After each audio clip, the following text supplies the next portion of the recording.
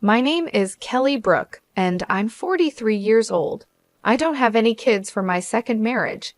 My husband is a kind man who never misses our monthly dates, no matter how busy he gets. He always keeps his promises.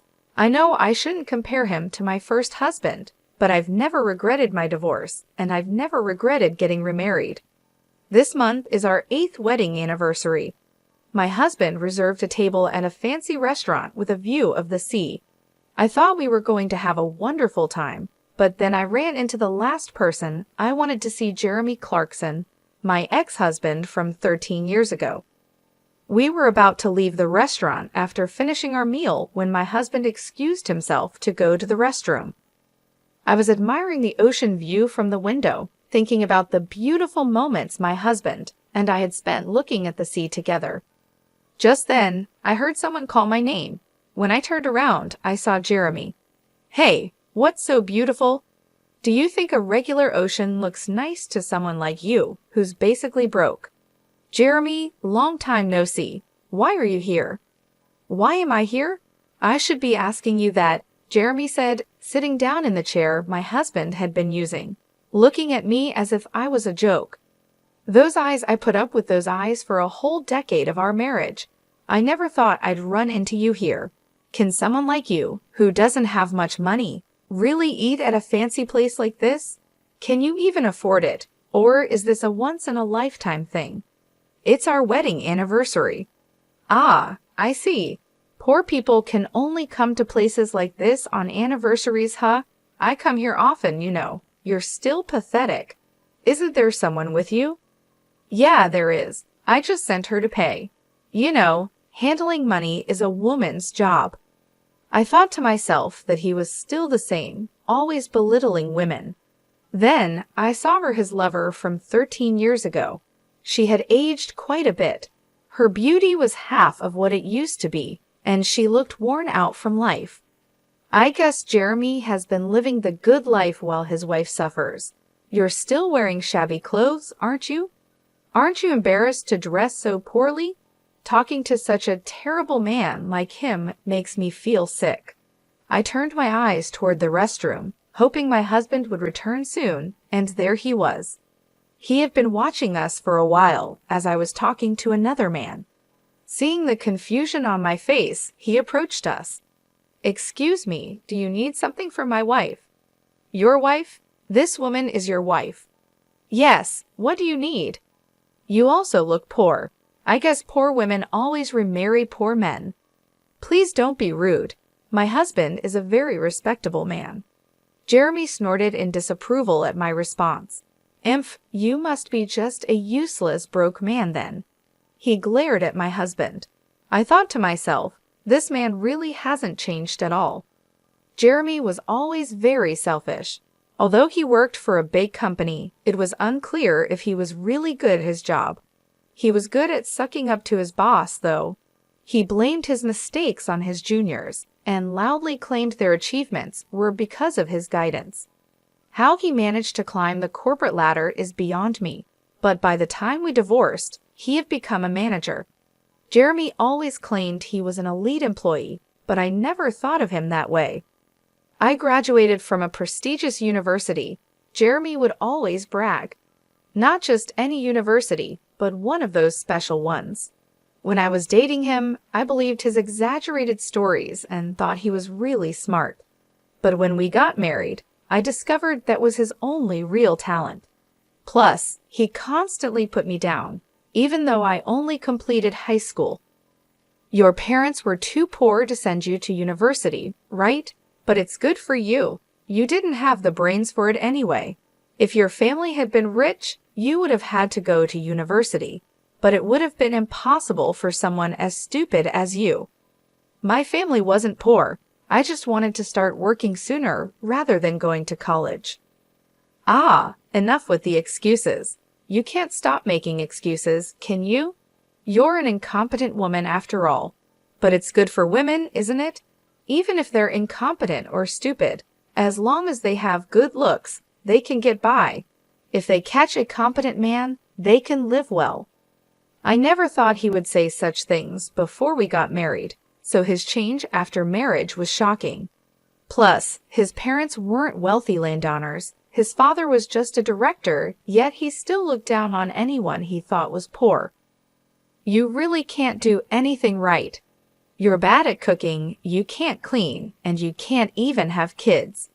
Marrying you was a huge mistake, he would say. It wasn't a physical issue that stopped me from having kids. It was the stress caused by Jeremy. My family always valued being careful with money and appreciating what we had.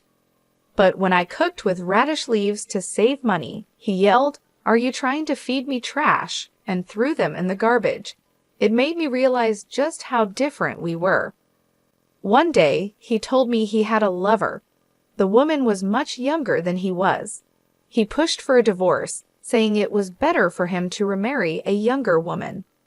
I was glad to divorce such a man, so I signed the papers. "Who is this man, Kelly?" my husband asked. "He's my ex-husband, Jeremy Clarkson." "Oh, I see." I had already told my husband about everything Jeremy had said and done to me. It had been a painful 13 years, and I had shared it all with tears.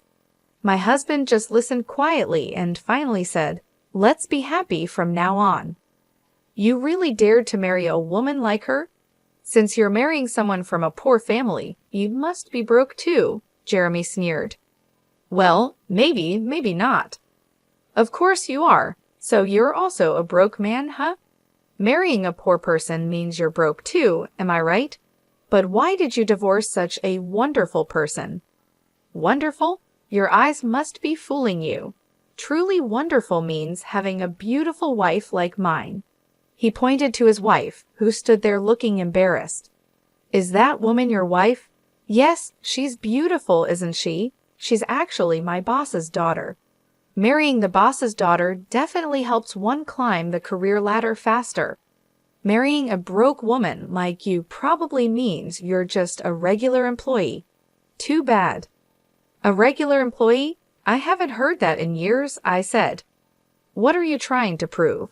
A low-class guy marrying a low-class woman? It just means you'll both be broke for the rest of your lives. And you think you deserve to eat in a fancy restaurant like this." "This level of restaurant isn't a problem for us," my husband calmly replied. "Yeah, sure, if that's what you think," Jeremy scoffed. Just then, a waiter passed by, and my husband pulled out a black card, instructing him to settle the bill. Jeremy was surprised by the card, but tried to hide it, snorting again. "Is that a black card? Showing off a card like that here? You're not used to it, are you? You must have borrowed it from someone." Flashing the card around, "But later you'll have to pay back the person who lent it to you, right? I bet you're scared to spend money in a place like this. It's all just an act." Funny thing to say. Who would lend their card, I wonder? No matter how naive someone is. "They wouldn't lend out a card like this," my husband replied. "How would you know that, Jeremy? You shouldn't say such insulting things," I added. "What's insulting? I'm just stating the truth. There's no way you could be wealthy if you married a poor woman like her." "My wife is poor, you say?" "Yes, that's right. Her family's place is a rundown, one-floor home. You know that, right?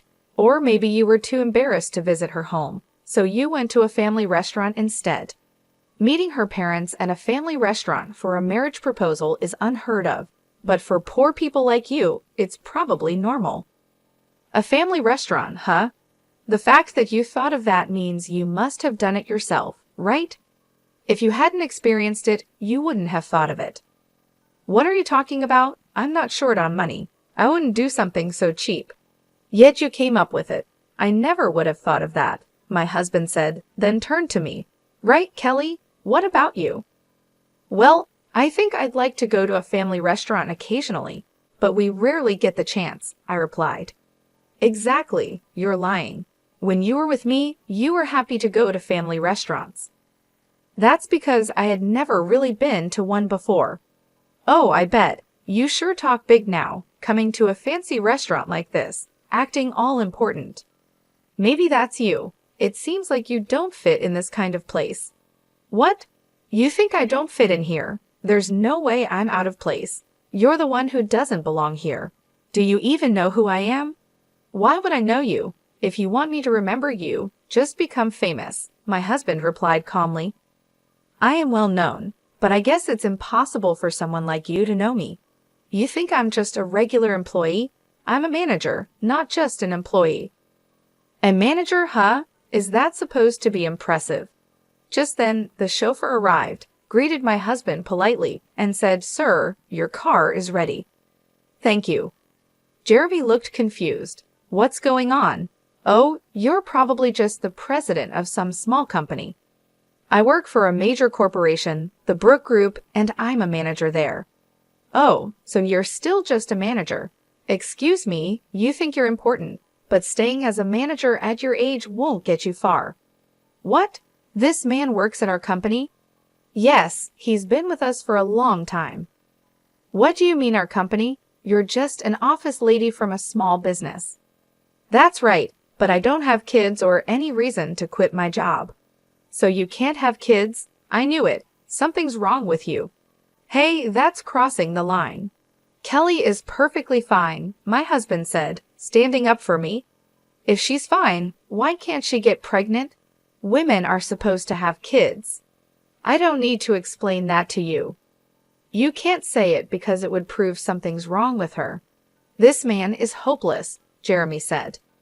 Yes, he's beyond saving, my husband replied calmly. This man's name is Jeremy Clarkson, right? I understand. He's fired. Kelly, please contact HR. What? What are you saying? You think you can shock me with that? What company's president are you claiming to be?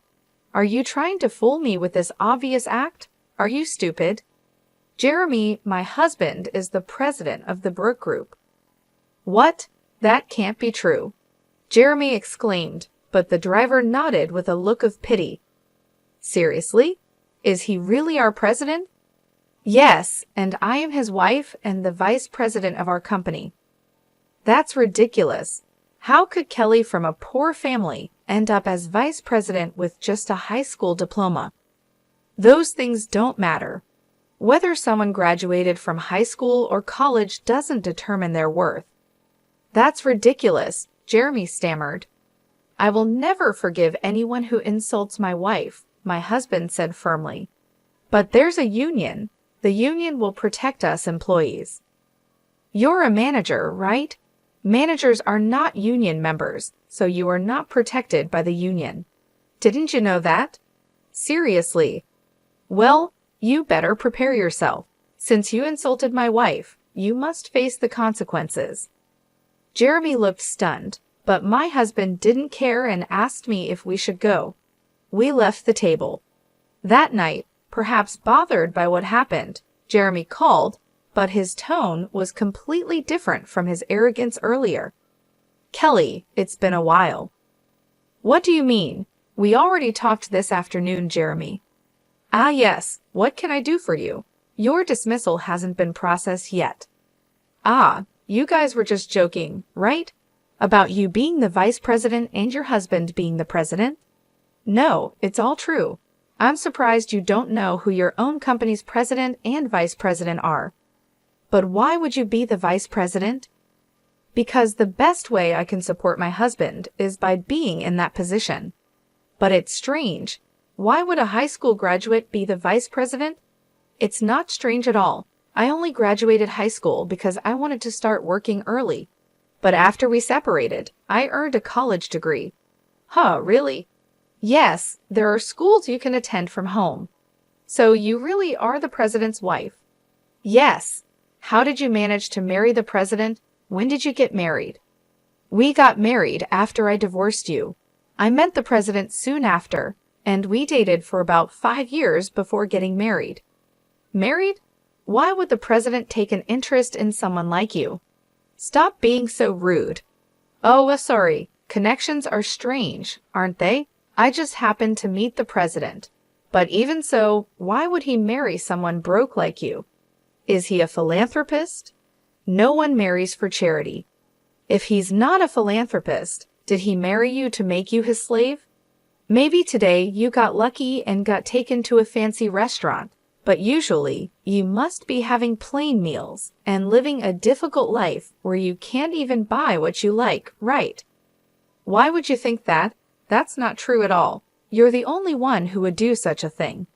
There's no way you could marry such a rich man. Why do you think so? Rich people have connections with politicians and other wealthy people. If a poorly raised woman like you shows up at their parties, it would embarrass the president. Or maybe he lets his mistress attend those instead. You're making wild assumptions. If you keep looking down on me like this, you'll truly regret it. I'm just concerned for you. A woman with a poor upbringing like you marrying a rich man like the president will only suffer. A regular employee's husband would suit you better. Marrying someone richer than me, you must be a foolish woman who can't see ahead. Who's the fool here? If you called just to say that, I'm hanging up. No, wait, I'm not trying to insult you. It's just true that you come from poverty, and that can't be helped. Thinking I'm looking down on you for that is completely wrong. You say I come from a poor family, but my father is wealthy. Your family is poorer than mine. I didn't mention it back then because of your pride, but your family home isn't even half the size of mine. Your father is just a department head, and you're still just a manager. That's not true. When I proposed to you, you were living in a small single-story house. That was because we were renovating our home at the time. We had stored all our belongings elsewhere, and it was just a temporary residence. There was no need to move to a big house. My mother said so. That can't be true.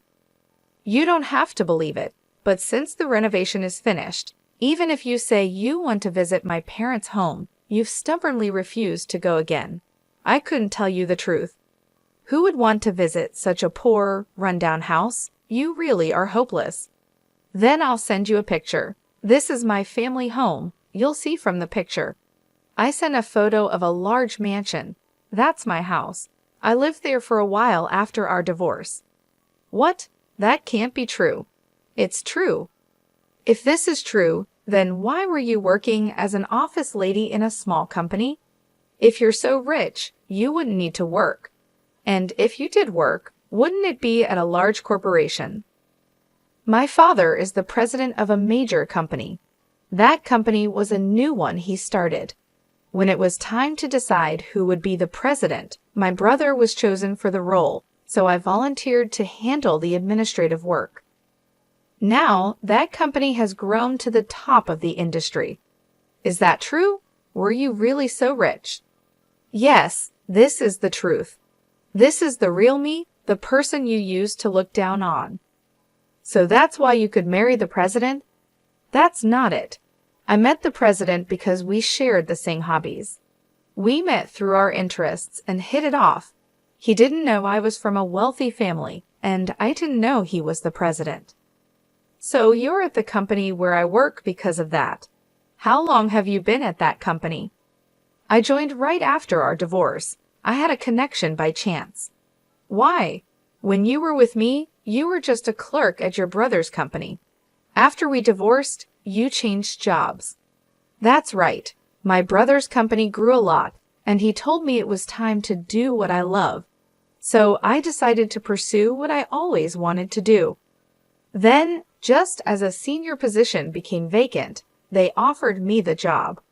But at that stage, I still had no connection with the president. He was still someone high up, out of reach. I don't understand. How can you have connections like that? Do rich people just connect with other rich people? That's why I'm saying those things don't matter. It's your mindset that's holding you back as just a manager. I wonder why your wife hasn't gotten tired of you yet. She can't get tired of me. I'm supporting her. Keep up with that attitude, and you'll get what's coming to you. Anyway, that's the situation, so stop belittling me already.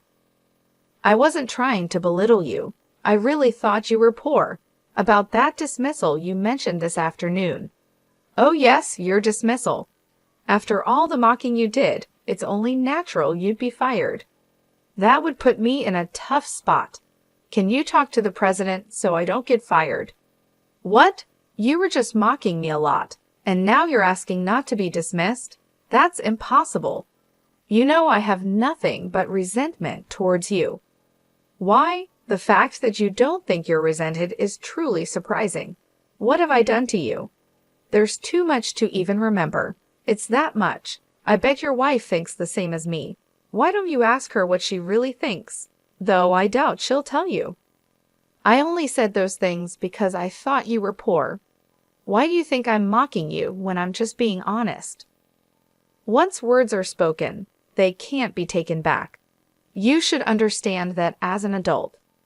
I do understand that. Then you should understand why you're being dismissed, right? No, I don't understand at all. Please, I'll be in trouble if I'm fired. If it were just about this afternoon, the president might have overlooked it, but then you had to call and ask all these questions. My husband is here now, frowning. He really thinks you're hopeless. Maybe you should just give up. There's no saving you.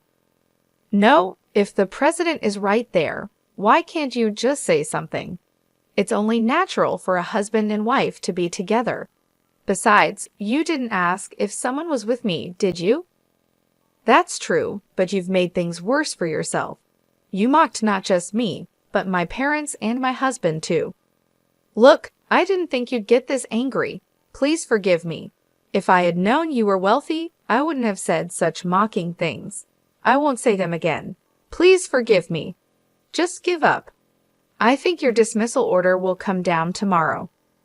Wait, please. Jeremy's voice echoed on the other end of the phone, but I hung up and looked at my husband. The next day, Jeremy came to the president's office, looking pale with dark circles under his eyes. He seemed to be in really bad shape. I was in a meeting with my husband, the president, discussing business matters, but I was shocked by Jeremy's appearance. Jeremy, what's wrong? I'm very sorry. Jeremy apologized as he sat down on the spot. Jeremy, what are you doing? Please just don't fire me. What do you mean? My husband, the president, knew about the conversation from the previous day. He had guessed from my responses during the call, and I had told him everything Jeremy said after hanging up. As a result, his impression of Jeremy was very poor, and his anger was even greater than mine. I am truly sorry. I didn't know your wife was from a wealthy family. I think she is a perfect match for the president's wife. I also heard she graduated from university, even if it was through correspondence. She's a hard worker, unlike my own wife.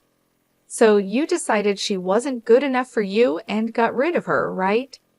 Jeremy looked up at the president, wondering how he knew such a thing. Of course, I've told my husband everything. We're married after all. Or do you and your wife not talk about your pasts? No, it's not like that. But that was a long time ago. I was young then. I thought Kelly was just a poor man's daughter, so I thought it was okay to have a mistress. How does it come to that? Is that why you think it's okay to commit sexual harassment or abuse your power? What do you mean? Don't tell me you haven't done it. There are complaints from your female coworkers. They say if our company doesn't handle it, they'll go to the police. Our company was just discussing what to do about it when your disrespectful remarks came yesterday. It's really hopeless, isn't it? That's right. I wouldn't have thought you were actually harassing or bullying, but after seeing you yesterday, it seems all too true. You don't even see women as people, do you? You think they're below you. No, I never. Even if that were true, firing me would be too harsh. Please show some mercy. Well, you do have a family. If you were fired, you wouldn't be the only one in trouble. That's right, exactly. My husband smirked and looked at me. So what do you think, Kelly? How about sending Jeremy to our Michigan? Wait, what? The Michigan is in a region with very few people and is practically unsustainable as a company. The former president, who came from that town, established the branch there to help the local people, but it's a lonely place with just one employee. The previous employee reportedly went mad from the loneliness. We want you to turn that branch around in 5 years. If you can do that, we'll bring you back here. Of course, if you can't, you'll spend your retirement in Michigan."